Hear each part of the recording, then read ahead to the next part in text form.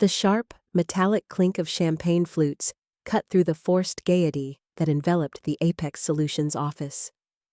Laughter, thick and unearned, spilled from every conference room, echoing off the glass walls of our Portland, Oregon headquarters. Victor Thorne, our CEO, a man whose ambition reeked of cheap cologne and desperation, beamed amidst the banners proclaiming, "901 million secured, the future is now." Balloons bobbed, a gargantuan cake gleamed, celebrating a victory forged on my back. I stood in the hallway, unseen, unheard, my name conspicuously absent from every gleaming surface, every boastful proclamation. Just yesterday, I was the architect of this triumph, Sierra Quinn, 27 years old, and the creator of the Apex Prism, a dynamic market analysis system that, in 17 minutes of presentation, had promised Summit Ventures the power to predict market shifts across 10 distinct financial sectors in under 11 seconds, outperforming every benchmark by 32%. I'd secured the $901 million deal they were now clinking glasses over, yet I was a ghost at my own feast. My calendar was blank. No congratulatory emails, no strategy debriefs, just the deafening silence of erasure. Victor, radiating smug satisfaction, raised his glass. "This is the result of tireless leadership," he declared, his voice booming, "vision and teamwork, but above all, a commitment to excellence from the very top." The applause roared, a sickening crescendo. Liam, a junior analyst fresh out of a prestigious university, found me by the kitchen, his face a mask of bewildered concern. "Aren't you the one who built the model?" he whispered. "Your name isn't in the architecture file. It just says, core system finalized by executive leadership." My forced smile felt like a crack in a dam, barely holding back the torrent of fury. "That's just how things work here, Liam," I murmured, my voice colder than the champagne they were guzzling. My contributions were being systematically stripped away, polished into a shiny trophy for Victor. The gift box on my desk, a branded notebook and pen, was a stark, silent reminder. I was useful until I wasn't. The celebration raged, but for me, the air had gone arctic. I wasn't sure if I would disappear quietly or leave a mark they'd never forget. The answer arrived at 3:01 in the morning. A soft chime on my phone, a blinking subject line. Compensation adjustment, effective immediately. Still half asleep, a cold dread coiled in my gut. I opened the email. One paragraph. Cold, clinical, devoid of context. "Due to strategic realignment of departmental resources, your base salary will be adjusted by 41%. This change reflects evolving organizational priorities and goes into effect this pay cycle." 41%. They were gutting nearly half my income after I had single-handedly delivered the most significant investment in the company's history. No meeting, no warning, no signature. Just a sterile, digital knife plunged into my financial life, as if they hoped I wouldn't see it until it was too late to bleed. My hands clenched, trembling not from sleep, but from a burgeoning, volcanic rage. They had betrayed me. Now, they would learn the true cost of their celebratory lies. They thought the deal was theirs the moment I left that gleaming boardroom. What they didn't know was that the technology, the very soul of the deal, would never truly be theirs. And the signature the investor needed? It wouldn't be on their dotted line. The morning I had stepped into that expansive, glass-walled conference room at Apex Solutions headquarters in a newly developed tech district of Portland, Oregon, I hadn't been nervous. Not in the slightest. I was ready. For the past 2.5 years, my life had been meticulously consumed by one monumental creation, the Apex Prism. I was 27 years old, and I'd poured every ounce of my savings, every late night, every forgotten meal into its construction. I called it Apex Prism because, like a perfectly cut gem, it brought clarity to chaos, revealing the sharpest edges of opportunity. This wasn't just another program. It was a revolutionary dynamic market analysis system honed to perfection. It possessed the uncanny ability to sift through chaotic data, analyzing price swings across 10 distinct financial sectors in just under 11 seconds. It wasn't merely reactive, it was predictive. This was my legacy, a digital oracle sculpted byte by byte, designed to forecast the ebbs and flows of the economic tide with unparalleled accuracy. My initial aspirations were quite humble: to license the Apex Prism to a select few specialized investment groups, providing them with a crucial competitive advantage, and perhaps, finally, extinguishing the nagging burden of my student loans. But as the model evolved, as its predictive prowess became undeniable even to my own inherent skepticism, my dreams began to swell. Exponentially. The Apex Prism wasn't just an advantage, it was a paradigm shift. And profound shifts, I knew instinctively, rarely remained in the shadows for long. And now, Summit Ventures, one of the most influential venture firms on the West Coast, was here to witness its power. They sat across the polished oak table, a formidable row of executives in impeccably tailored suits, eyes sharp, arms purposefully folded. Behind me stood Victor Thorne, our CEO, a man whose presence always felt a little too large for any room, accompanied by a few of his hand-picked senior managers. They didn't utter much. Their silence was fine. This presentation wasn't truly about them. It was about what I had built. My hands were steady as I connected my laptop to the main display, the company's logo glowing on the large screen.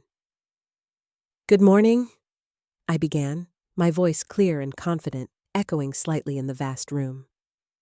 "Today, you'll witness why the Apex Prism doesn't just assess risk. It illuminates where the future is most predictable, and crucially, most profitable." My presentation flowed seamlessly, a testament to countless hours of rehearsal, and an even greater number of hours poured into the code itself. It lasted exactly 17 minutes. I articulated every detail with precision, showcased live, complex simulations running across multiple data streams, and then, for the grand finale, I ran a real-time analysis on the previous quarter's market data. The Apex Prism didn't just meet industry benchmarks. It outperformed them by an astonishing 32%. The numbers flashed on screen, undeniable stark proof of its superiority. When I finished, a profound silence descended upon the room. It lasted a full 12 seconds, stretching out, heavy with anticipation. Then, Daniel Sterling, the insightful managing partner at Summit Ventures, leaned forward, his hands clasped together on the table. His gaze was unblinking. "That," he stated, his voice even, deliberate, and carrying an undeniable weight, "was the first demo today that didn't waste our precious time." Behind me, Victor let out a low, satisfied chuckle, a sound like gravel shifting. "We certainly aim to impress," he interjected, trying to claim a piece of the spotlight. Daniel didn't even spare him a glance. His gaze remained fixed on me, piercing and assessing. "Who led the technical design?" he asked directly, cutting through Victor's self-congratulatory tone. "I did," I replied, meeting his intense stare head-on. He nodded slowly, a small, almost imperceptible gesture. "Keep her on the project. We'll move forward." It was subtle, but I caught it. They didn't say, "We'll invest in your company." They said, "We'll move forward with me." A quiet understanding passed between us, a flicker of mutual respect that bypassed Victor entirely. I walked out of that room with my head held high, a quiet exhilaration humming beneath my skin. Not just because a massive deal, potentially worth $901 million, was suddenly tangible, within our grasp, but because, for the first time in what felt like an eternity, I felt truly seen. not as an interchangeable cog in their corporate machinery, but as the genuine architect of something profound, something powerful. The air had gone cold for me, despite the triumphant roar echoing through Apex Solutions. The same room I'd helped fill with promise now echoed with something else entirely: the chilling sound of erasure. I stood there, a phantom at my own celebration, a stark contrast to the hollow victory they were toasting.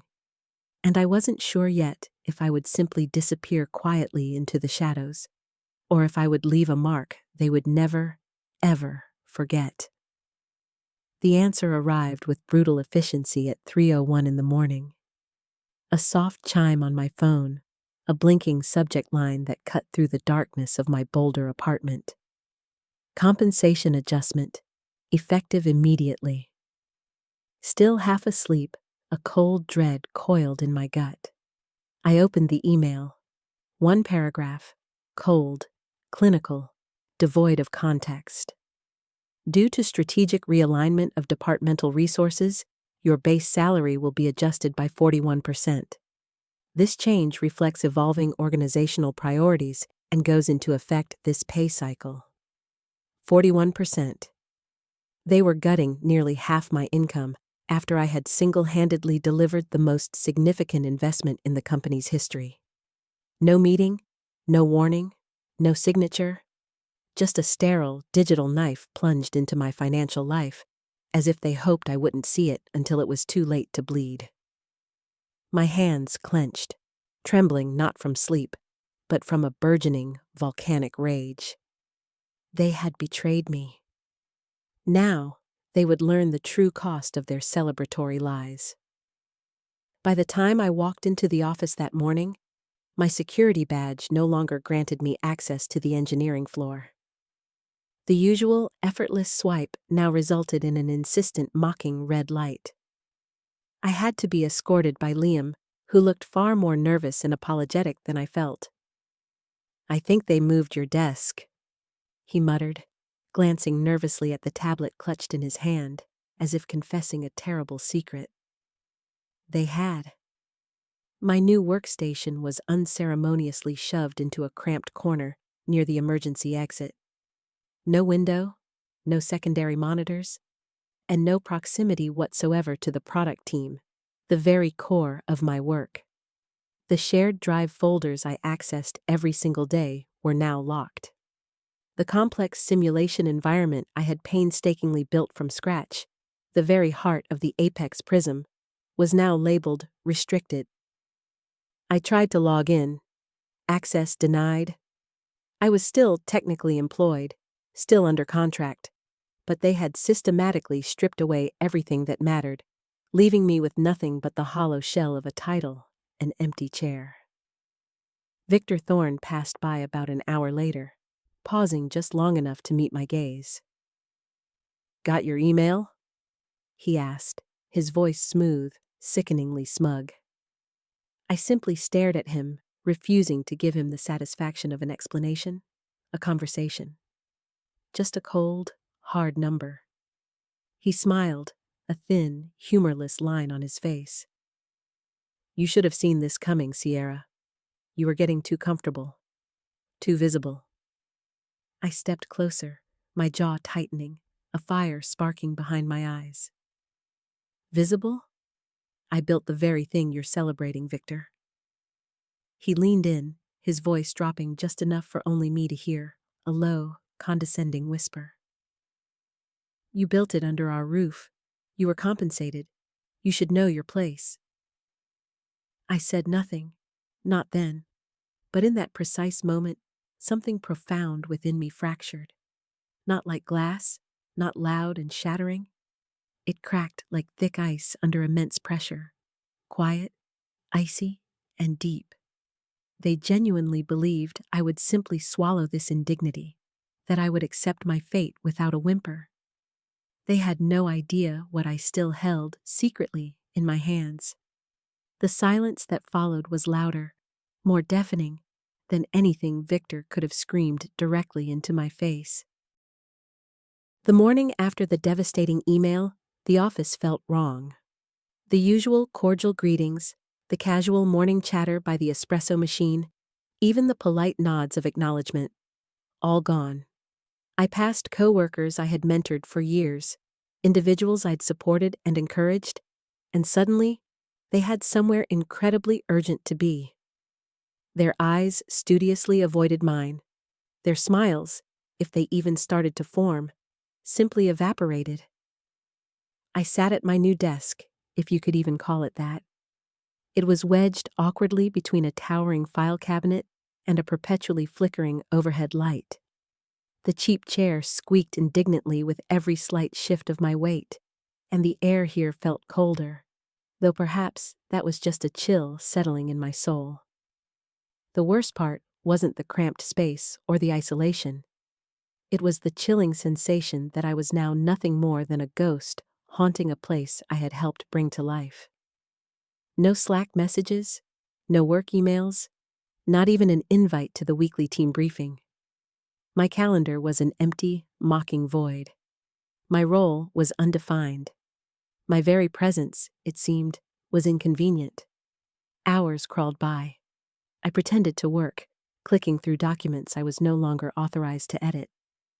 Everything I attempted to access, every single file I tried to open, came back with the same two damning words: access denied. Around 11, Liam hovered nearby, clutching a thick folder and fidgeting nervously with his sleeve. He was clearly torn, a conflict playing out visibly on his young face. After a few false starts, he finally stepped cautiously into my small, isolated space. "Hey," he said, his voice barely a whisper. "Sorry, I wasn't sure if I should." I looked up, a weary resignation in my eyes. "It's okay, Liam. What is it?" He glanced nervously over his shoulder, then pulled out a printed packet.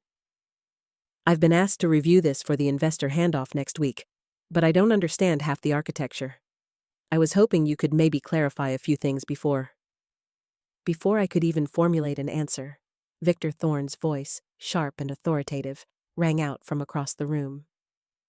"Liam! My office! Now!" Liam froze, his eyes wide with apprehension. Victor's tone wasn't loud, but it cut through the muted office hum like a freshly sharpened knife. He didn't wait, simply turned and walked away, expecting immediate obedience. Liam gave me a pained, apologetic look and silently mouthed, "Sorry." 5 minutes later, the file was returned to my desk, folded shut, placed back precisely where it had been. No questions asked, no answers wanted. I sighed, a heavy sound that seemed to carry the weight of my exhaustion, and flipped through the packet out of sheer habit. Then I stopped cold, my breath catching in my throat. The architecture overview, the core model specifications. My name was gone. No mention, no footnote, no built by. They had stripped me out completely, meticulously erasing me as if I had never existed. A cold, heavy weight settled in my chest. I wasn't just being pushed aside, I was being systematically erased. Erased by the very people who had once pleaded with me to stay late, to fix what others couldn't, to painstakingly build the sophisticated system they now wore like a gleaming crown. I sat utterly still for a long time, staring at that damning page, feeling the crushing weight of every ignored effort, every stolen credit, every silent, insidious betrayal. And for the first time since this nightmare had begun, I didn't feel angry. I felt nothing at all. The pervasive silence had nearly convinced me that I was powerless.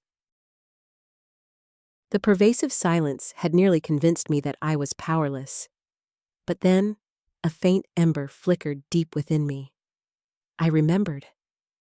I'd written the rules long before they even knew the game they were playing.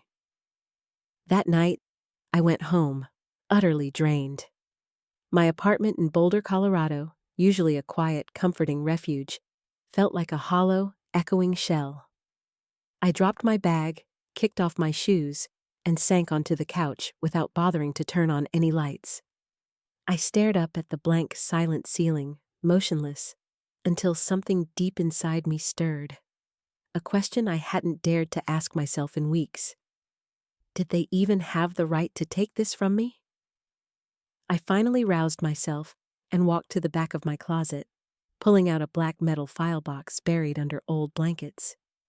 It was dusty, untouched for years. Inside were the original design drafts of the Apex Prism, meticulously time-stamped and notarized. Next to them, a thick envelope marked with a sticky note in my own handwriting.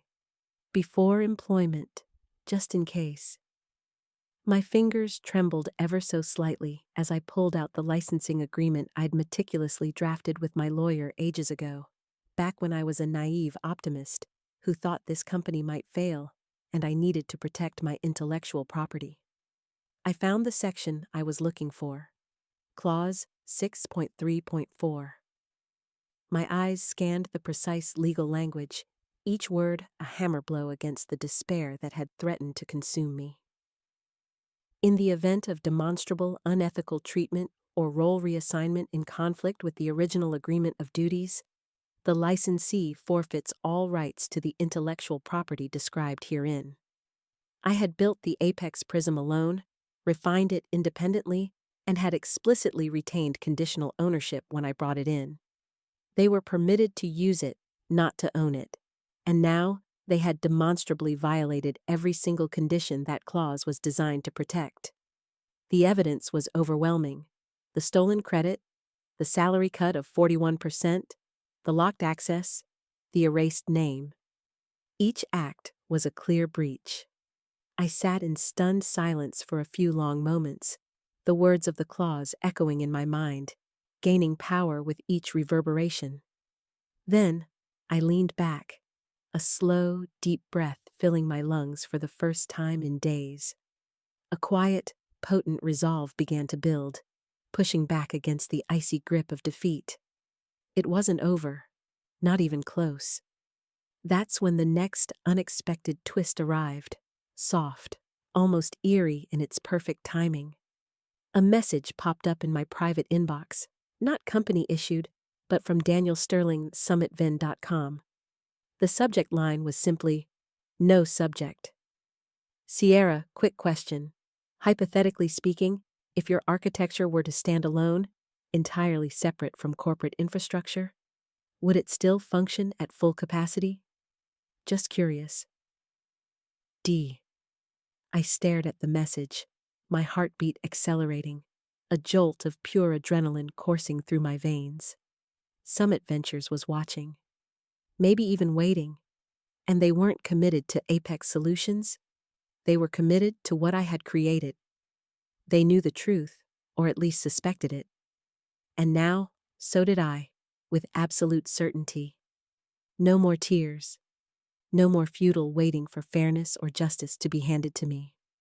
That night, I opened a blank document and typed 3 words at the very top, each one a declaration of war, a reclamation of self. Take it back. I wasn't planning revenge. I was restoring ownership. By the end of the week, the sharp, raw edge of anger had mostly subsided, replaced by a profound, bone-deep weariness that settled heavy in my shoulders. I sat at my desk late Friday evening, long after everyone else had evacuated the Apex Solutions office, with only the monotonous hum of the HVAC system and the dim, distant glow of a hallway light for company. The walls felt like they were slowly closing in around me, pressing the air out of the room, mirroring the suffocation of my spirit. With each passing day, I felt less like a person and more like a fading shadow, haunting the perimeter of what I once rightfully owned. I opened my laptop, not to work, but to erase. One folder at a time, I began systematically deleting pieces of myself. Personal notes, old test logs, fascinating side experiments I used to be so incredibly proud of. Every complex simulation I'd ever run, every late-night idea meticulously scribbled into prototype code. all summarily trashed. It was an act of self-immolation, burning away the ties that bound me to this place, to this bitter past. My cursor hovered over the folder labeled Sierra Quinn Archive, my fingers trembling ever so slightly. This wasn't just digital clutter. This was my proof, my indelible fingerprints on everything they now brazenly pretended was theirs. But clinging to it felt like clinging to a sliver of hope I simply couldn't afford anymore. It was a burden, a reminder of what was lost, not what could be regained. I opened a fresh blank document and typed the chilling words. Effective immediately, I resigned from my position at. I almost did it. I almost surrendered. And then I stopped. Somewhere beneath the desk clutter, wedged almost perfectly between an unused notebook and an old keycard, was a forgotten flash drive. I didn't remember placing it there, but its presence felt strangely significant, a tiny anomaly in a sea of despair, a whisper of a forgotten path. Curiosity, a flicker of my old self, took over, and I hesitantly plugged it into my laptop. A single file popped up, stark against the screen. Dad, one last talk. I stared at the name for a long time, a lump forming in my throat before my resolve crumbled, and I clicked. The screen flickered to life, illuminating the quiet office with a soft, familiar glow. There he was, my father, recorded in our old garage 7 years ago, sitting beside the cluttered workbench where I'd first painstakingly built a crude, rudimentary prototype of that very market analysis system. His voice, warm and familiar, filled the quiet office, a comforting balm against the chill that had settled in my bones, a beacon in the encroaching darkness. If you're watching this, he began, a knowing, gentle look in his eyes. Then something went sideways. Listen, kiddo. People will try to take credit. They'll try to push you down. That's the unfortunate cost of being brilliant in places that fear your light. But don't you dare let them silence you. If they won't recognize your worth, don't leave quietly. Leave loud. Leave in a way they'll never forget. Walk out carrying your name and make them wish they'd said it louder. I paused the video, my eyes stinging, suddenly blurry with unshed tears. The resignation letter, glaring on my screen, looked pathetic in comparison, a cowardly retreat. It felt like I was giving away the last sacred piece of myself, surrendering without a fight, abandoning my own light. That's when my email pinged. A new message. No subject line, just a single attachment from Liam. Don't tell anyone I sent this. Just thought you should see it. I opened the PDF. It was a highly confidential restructure plan, a detailed org chart presented in chilling red and green boxes. At the very top, next to Victor Thorne's initials, was a hastily scribbled note in the margin. Removes Q role entirely Q3, absorb into OPES, no attribution, no attribution, not a transfer, not a reassignment, erasure, complete, deliberate, and final. My hands curled into tight fists, nails digging into my palms, a fresh wave of defiant energy coursing through me, burning away the weariness. Victor hadn't just stolen my voice. He had meticulously planned to make it as if I had never spoken at all, as if my very existence in this company was a fabrication. But now, armed with my father's words and Liam's unwitting proof, I had two things I hadn't possessed yesterday. Undeniable, concrete evidence that they never truly valued me, and a powerful, undeniable reason not to go quietly. I closed the resignation letter, opened a new file, typed one word in bold, all caps, build. Something profound shifted within me, a quiet resolve hardening my core, preparing me for the fight to come. The single, resolute word, build, resonated in my mind like a solitary, defiant drumbeat against the overwhelming silence of Apex Solutions. It wasn't a fully formed plan yet, merely an instinct, a primal, unyielding urge to create after they had so ruthlessly tried to dismantle everything I was. My father's words, a cherished memory from 7 years ago, echoed with powerful clarity. Don't leave quietly. Leave loud. Leave in a way they'll never forget. But how exactly does one leave loud when every door has been slammed shut, every pathway blocked, and your very existence systematically erased? The lingering question from Daniel Sterling's cryptic email burned in my mind. Hypothetically speaking, if your architecture were to stand alone, would it still function at full capacity? His inquiry wasn't random. It was calculated, sharp, and incisive. He suspected, he hoped, he knew that the Apex Prism was intrinsically linked to me, to my ingenuity, not to the sterile corporate framework Victor Thorne had so desperately tried to claim. This, I realized, was the first significant crack in their seemingly impenetrable facade, a sliver of unexpected light I could exploit. It was a lifeline in the suffocating darkness of betrayal. I knew, with absolute certainty, that I couldn't possibly rebuild the Apex Prism within the confines of Apex Solutions. My access was gone, revoked at 3:01 a.m. with that cruel 41% salary cut. My name had been thoroughly erased from every official document. They controlled the crumbling infrastructure, the suffocated data feeds, the very environment I had meticulously crafted over 2.5 years. But the core logic, the fundamental, elegant genius of the algorithm, that resided indelibly in my mind, in my personal, hidden archives. I possessed the original drafts, painstakingly notarized timestamps, and most importantly, the potent intellectual property clause. Clause 6.3.4 wasn't just a dry legal formality. It was my unequivocal weapon, sharp and precise.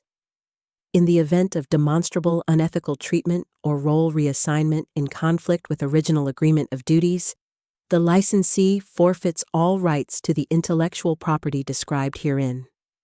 Their actions, from the stolen credit to the locked access, from the drastic salary reduction to the systematic erasure of my name, all painted an irrefutable picture of unethical treatment.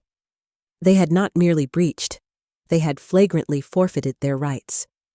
My first practical step was quiet, methodical, undertaken with a cold, almost surgical precision.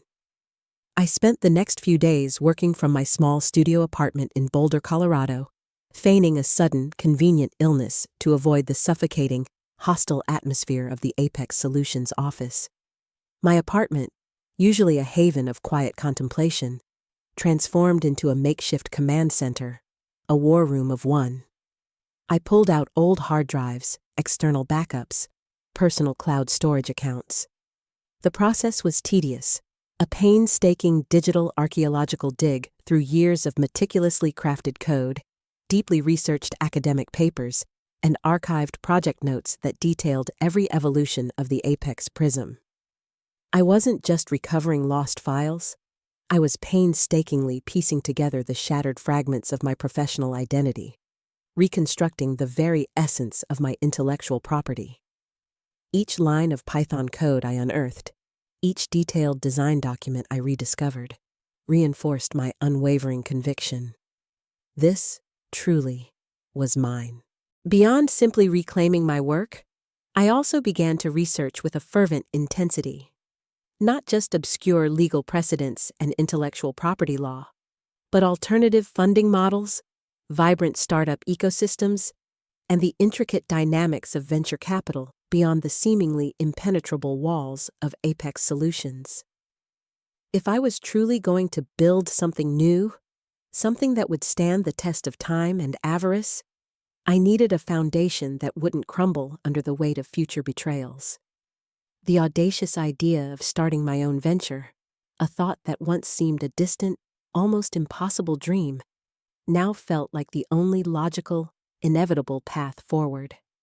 A company built not on hollow promises or stolen glory, but on unwavering integrity, where genuine innovation was celebrated, nurtured, and fiercely protected, never again to be pilfered. The quiet, almost eerie calm of my determined work was abruptly broken. Then came the meeting request from Daniel Sterling.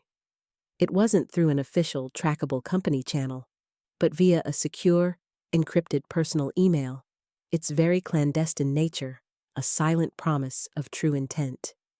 He wanted to meet. Privately. Outside the suffocating confines of Apex Solutions. This was it. This was the moment I had been subconsciously preparing for. The pivotal turning point where I could finally lay bare the unvarnished truth. Armed not just with my rediscovered claws, my irrefutable proof, but with a burgeoning, audacious plan. My heart hammered against my ribs, but it wasn't fear. It was the exhilarating, raw adrenaline of a fighter preparing for a decisive battle. The rules of the game had fundamentally shifted, and for the first time in what felt like an eternity, I was finally holding all the crucial cards. The discreet cafe on the rain-kissed outskirts of Portland was quiet, almost reverent in its hushed atmosphere. The air was thick with the rich, inviting scent of freshly roasted coffee, subtly masking the unspoken, almost palpable tension that hung between us. Daniel Sterling, impeccable as ever in a perfectly tailored charcoal suit, sat across from me, his sharp, intelligent blue eyes assessing, scrutinizing, and perhaps even betraying a flicker of genuine hope. I was 27 years old, and though I lacked his decades of boardroom experience, I met his gaze with an unwavering resolve that surprised even myself. He was likely in his early 40s, his quiet confidence born from years navigating the cutthroat world of finance. This wasn't just a meeting, it was a silent negotiation of power, a profound test of wills, and a clandestine exchange of high-stakes information. "Sierra," Daniel began, his voice low, almost a murmur, yet carrying an undeniable weight of authority. "Thank you for meeting me. My email was deliberately vague, but I believe you, with your keen intellect, fully understood its true intent." He took a slow sip of his espresso, his eyes never leaving mine. "I did," I replied, my voice steady, betraying none of the internal turmoil that had consumed me for what felt like an eternity. "You wanted to know if the Apex Prism could exist independently of Apex Solutions, if it could stand alone, unburdened by their corporate infrastructure?" He nodded slowly, a flicker of something that looked remarkably like relief, perhaps even admiration, crossing his face. "Precisely. We've been observing. The internal news from Apex Solutions has been quite telling, even through the usual corporate obfuscation. Your sudden, unexplained shift in role, the rather infamous compensation adjustment, as they so clinically call it, and most importantly, the complete and utterly baffling disappearance of your name from recent critical documentation related to the Prism. It raises serious, indeed alarming questions for an investment of $901 million. Frankly," he leaned forward slightly, his voice dropping, "the singular, exceptional talent we saw in that original pitch was undeniably you." This was my precise opening, the moment I had meticulously prepared for. I didn't mince words, didn't soften the blow with euphemisms. I laid out everything, calmly, factually, allowing the sheer weight of their deceit to speak for itself. The initial, carefully crafted agreement, the explicit clause protecting my intellectual property, the systematic, deliberate sidelining, the shocking 41% salary cut delivered with such cold calculation at 3:01 a.m., the arbitrary restricted access, the unconscionable deliberate erasure of my name from the Apex Prism's architectural files. I presented him with the damning printouts Liam had anonymously sent, the undeniable evidence of Victor Thorne's machinations, that scribbled, chilling note next to Victor's initials. Remove SQ role entirely Q3. Absorb into UPS. No attribution, no attribution. Daniel listened, his expression hardening with each piece of irrefutable evidence I presented. He asked sharp, incisive questions, probing for any potential weakness in my claims, any loophole I might have inadvertently missed, any ambiguity in the legal jargon. I answered them all, confidently, factually, my voice gaining strength with each word.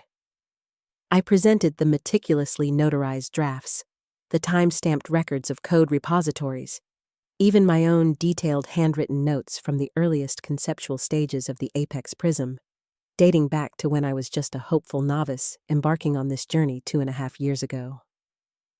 So, in essence, Daniel concluded, leaning back in his chair, a grim, resolute look now settled on his face.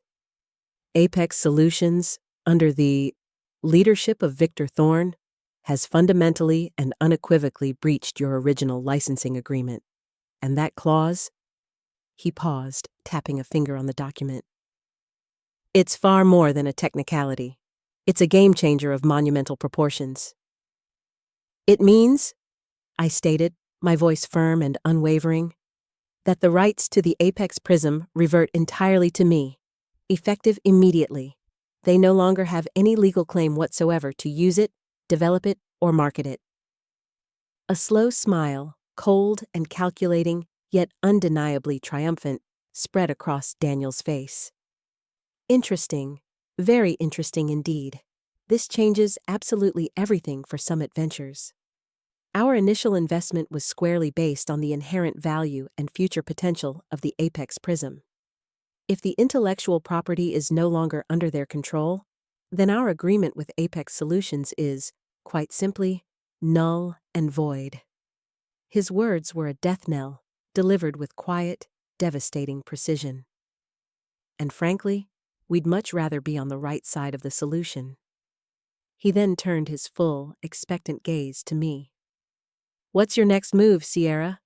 Because if Apex Solutions loses the very asset we just poured $901 million into, we'll have a rather significant problem on our hands.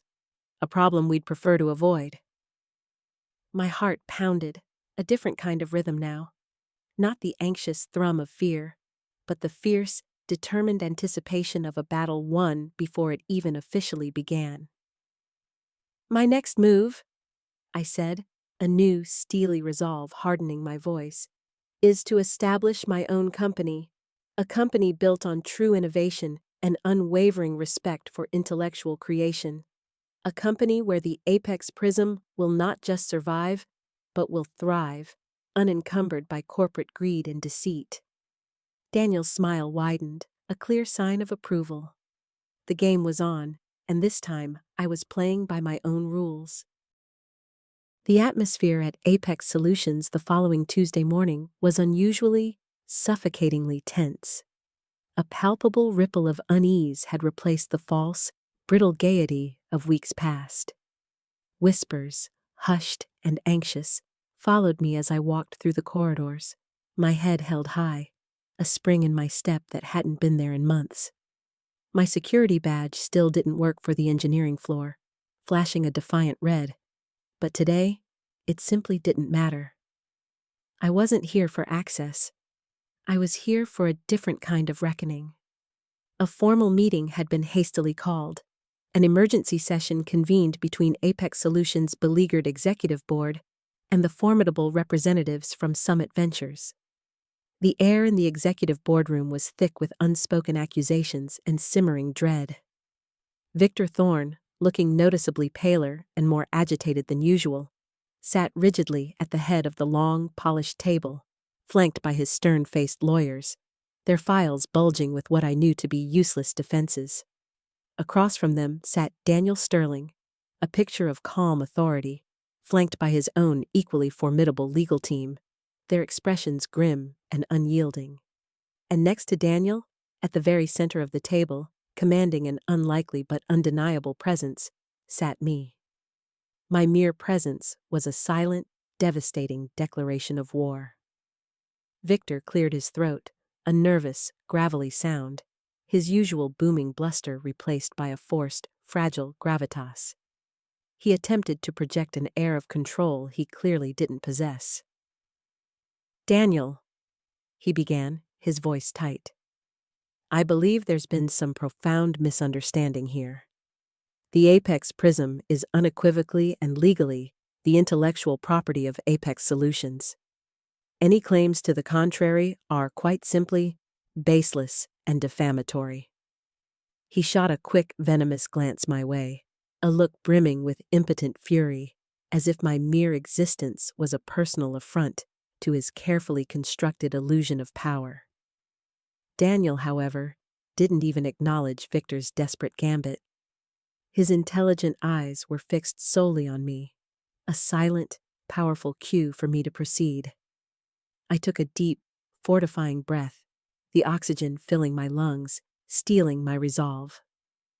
"Under Clause 634 of the original licensing agreement that Apex Solutions signed," I began, my voice clear, steady, and devoid of emotion, "this company has demonstrably violated the terms of our contract through unethical treatment and fundamental role reassignment, in direct conflict with my original agreed-upon duties." I then proceeded to lay out the evidence, calmly, methodically, allowing the facts to speak for themselves. The email detailing the brutal 41% pay cut, timestamped at 3:01 a.m., the restricted access logs, showing my systematic lockout from the systems I had built, the leaked internal restructure plan, detailing the complete chilling removal of my role, and the explicit damning instruction, "No attribution, no attribution." I even cited the exact minutes of a prior board meeting where Victor had arrogantly taken sole, unchallenged credit for my years of work. The room fell into an immediate, stunned silence, the air thick with unspoken accusations and the palpable scent of dread. Victor's face went from pale to a ghastly ashen white, the blood draining from it entirely. His lawyers, usually unflappable, shuffled uneasily in their seats, their faces grim. "This is outrageous, Sierra," Victor finally blustered, attempting a desperate, last-ditch effort to regain some semblance of control, his voice cracking with thinly veiled panic. "You built this under our roof. You were compensated for your work." "I was compensated for use, Victor," I countered, my voice cutting through his, sharp and unwavering. "Not for unconditional ownership. And your actions, sir, constitute a clear, undeniable breach of that contract. As per Clause 6.3.4, all rights to the Apex Prism have reverted to me, effective immediately. Apex Solutions no longer has any legal right to utilize this technology." A stunned murmur rippled through the room, a collective gasp of disbelief from the other board members. Daniel Sterling then spoke, his voice carrying the immense weight of Summit Ventures' colossal $901 million investment. "This is a grave matter, Victor. Our investment was unequivocally contingent on the value and legal ownership of the Apex Prism by Apex Solutions. If the intellectual property is no longer under your control, then our entire agreement with Apex Solutions is, quite simply, null and void. We will be initiating immediate withdrawal procedures." His words, delivered with a calm, steely finality, were a death knell. Victor looked like he'd been struck by an invisible hammer. His jaw went slack, his eyes wide with a dawning horror. You can't do this," he stammered, directing his fury, now tinged with desperation, at Daniel. "We can, and we absolutely will, if our substantial investment is compromised," Daniel stated, his voice devoid of any warmth, now pure, unyielding steel. He then slowly turned his gaze, a look of profound respect in his eyes, to me. "Sierra, Summit Ventures remains unequivocally committed to the Apex Prism.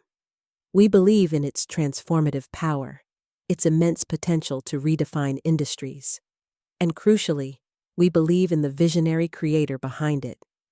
We are prepared," he announced, his voice ringing with authority, "to offer an immediate $902 million investment into your new venture, Quinn Dynamics LLC, to ensure the continued development and widespread deployment of this truly groundbreaking technology.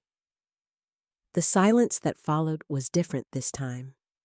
It wasn't the silence of betrayal or dread, but of absolute, undeniable triumph. Victor Thorn's empire, built precariously on stolen innovation and corporate deceit, was crumbling, utterly disintegrating before his very eyes. My father's resonant words echoed clearly in my mind. Leave loud. And in that moment, I was. Loudly. The fallout was swift, brutal, and unequivocally decisive.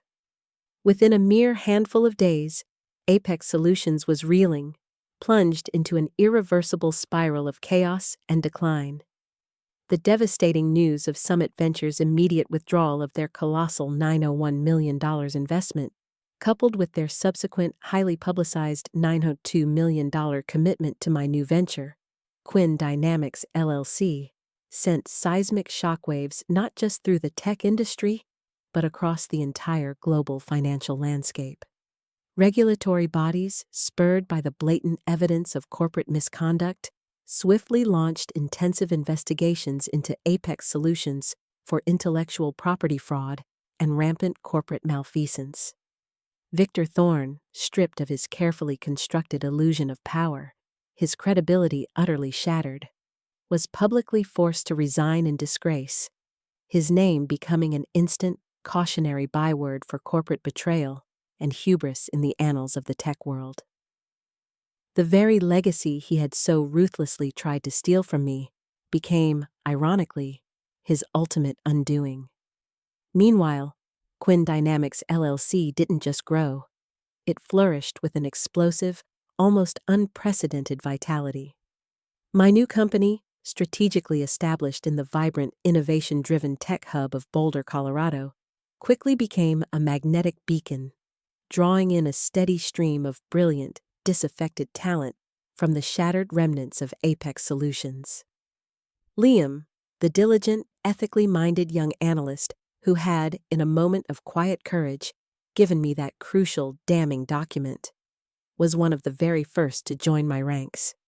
He swiftly became my invaluable right hand, his enthusiasm infectious, thrilled to be part of an organization where genuine innovation was not just valued, but revered, and where integrity was the bedrock, not a mere buzzword. Other brilliant minds, disillusioned and demoralized by Victor's toxic self-serving regime, followed suit, drawn by the undeniable promise of ethical leadership, transparent collaboration, and the opportunity to engage in truly groundbreaking, impactful work. The Apex Prism, now entirely and unequivocally under my sole control, evolved with an astonishing, almost breathtaking rapidity.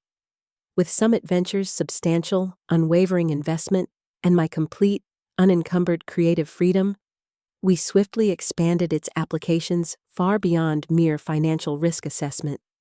It transformed from a specialized tool into a powerful, versatile engine for predictive analytics across a vast array of diverse industries, from intricate global supply chain optimization to critical environmental impact forecasting, across the original 10 distinct financial sectors and far, far beyond, processing incredibly complex datasets in mere seconds, consistently achieving results in less than the original 11 seconds.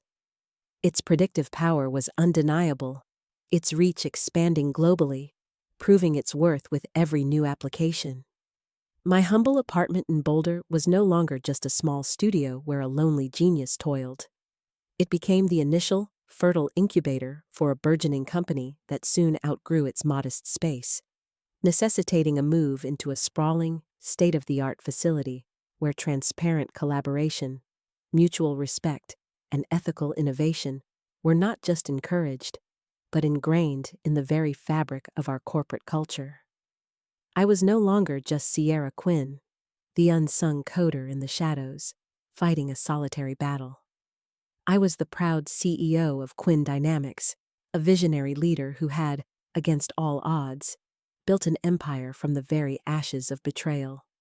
I was 28 years old now, just 1 year older, but infinitely wiser, immeasurably stronger, and more determined than I had ever thought possible. The journey had been arduous, fraught with moments of profound loneliness, crushing doubt, and the searing sting of betrayal. But looking back now, standing confidently in my thriving new office, surrounded by a dedicated, passionate team that believed implicitly in my vision and my ability, I understood the profound, undeniable truth that resonated deep within my soul. Never, ever give up when you're underestimated. Never, under any circumstances, surrender your inherent worth, your unique contributions, to those who seek to diminish or exploit you. The true, enduring power lies not in the fleeting, external recognition of others, but in the undeniable value of what you meticulously build with your own hands and mind, and the unwavering, unshakable conviction in your own capabilities and integrity. I had not just taken back my technology. I had taken back my name, reclaimed my future, and amplified my voice. And this time, it was absolutely, unequivocally impossible to ignore. The story of Sierra Quinn and the Apex Prism is a powerful reminder. Never let others define your worth. When faced with betrayal and injustice, trust in your own abilities, fiercely protect your creations, and transform adversity into the driving force to build a brighter future on your own terms. Thank you for joining me on Sierra Quinn's journey through triumph, betrayal, and ultimately, her inspiring rise. Her story is a testament to resilience and the power of standing firm in your truth. If you were moved by Sierra's fight, you won't want to miss what happens next. Be sure to watch the next video for more compelling stories of innovation and perseverance.